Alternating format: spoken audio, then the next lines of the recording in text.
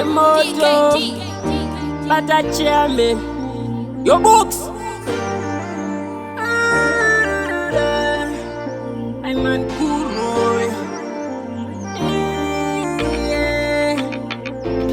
Shata sanganiswa yekanwaro shiri pano panyika shinenaro munhu wese anoti ndindinaro apana anoda kwena akadaro bosa blank next man bosa blank ndanadinga vaone topic grey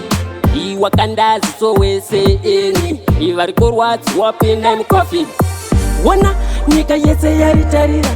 makunzi chaivo varifarira saka muchiona richivhaira nekuti shure rakawandira ndiro rinopisa kunge mbaura ndasiya kwese vachitaura saka muchiona richiwaura ikwa rinobva ikoko vanoyaura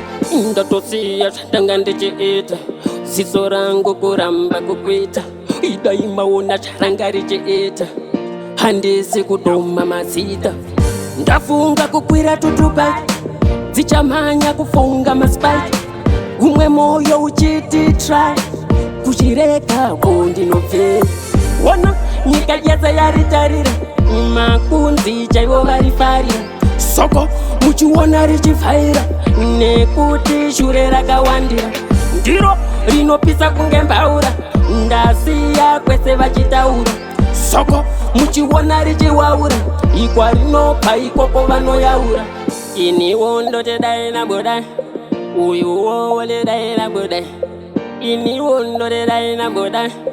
uyuwo ledai nabodai shata sanganiswa yekanwaro shiri pano panyika shinenaro munhu wese anoti ndindinaro apana anoda kwena akadaro bosa blank next man bosa blank ndanadinga vaone topic grey iwakandaziso wese eni ivari kurwadziwa pinda mukofi wona nyika yese yaritarira makunzi chaivo varifarira saka muchiona richivhaira nekuti shure rakawandira ndiro rinopisa kunge mbaura ndasiya kwese vachitaura saka muchiona richiwaura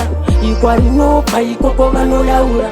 ndatosiya zvandanga ndichiita ziso rangu kuramba kukwita idai maona zvaranga richiita handisi kudoma mazita ndafunga kukwira tutubaki dzichamhanya kufunga masipaki umwe moyo uchiti try kuchireka kundinobvera wona nyika yese yaritarira makunzi chaivo varifarira soko muchiona richivhaira nekuti shure rakawandira ndiro rinopisa kunge mbaura ndasiya kwese vachitaura soko muchiona richiwaura ikwa rinobva ikoko vanoyaura